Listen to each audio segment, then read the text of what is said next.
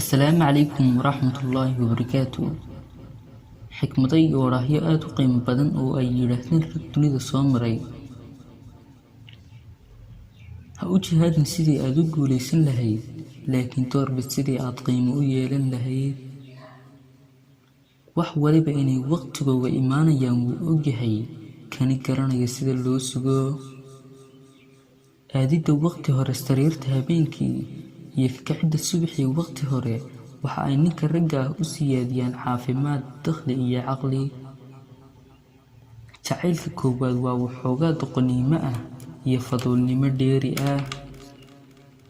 Maalmaha adag waxayna geliyaan cabsi aynaan garanayn waxa aynu ka cabsanayno, iyada oo waxa aynu ka cabsanaynaana yihiin umaag iyo ismoodsiis.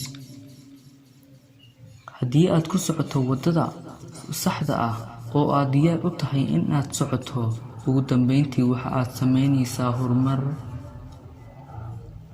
Hogaamiyaha dhabta ah waa in uu diyaar u yahay u horidda wax waliba si ay dadkiisu xornimo u helaan.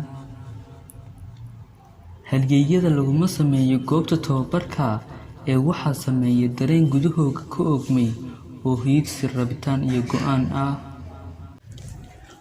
Waan u hanweyn yahay soo saarista aaladaha cusub oo moobilka oo aan laga isticmaali jirin New York ayaa laga isticmaali jiray Istanbul.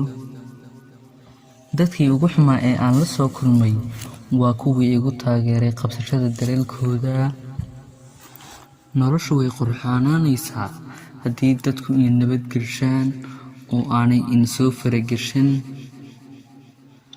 Dadka xaqiiqada inoo sheega waxaynu la dhaqanaa sidii in ay yihiin cadowgeena ugu xun.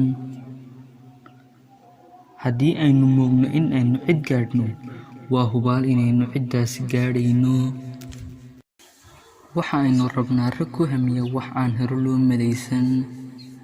Qofku wuu dhintaa, ummadina way duntaa, si fikradi ma dhimato, falgalkeeduna ma dhammaado. Weligeed cunsuriyaddu dhammaan mayso inta ay baabuurta cadcadi adeegsanayaan taayirada madmadow. Ma jecli shaqada, micnaheeduna ma ahayn in aan caajis ahay, ee waa in ay shaqadu wadato werwer iyo walbahaar. Dooduhu waxa ay sameeyaan qof diyaarsan, qoraalkuna waxa uu sameeyaa qofka fiirsi badan. Garaadka aadamuhu waa awood ka mid ah awoodaha nafta oo aan la dhayalsan karin.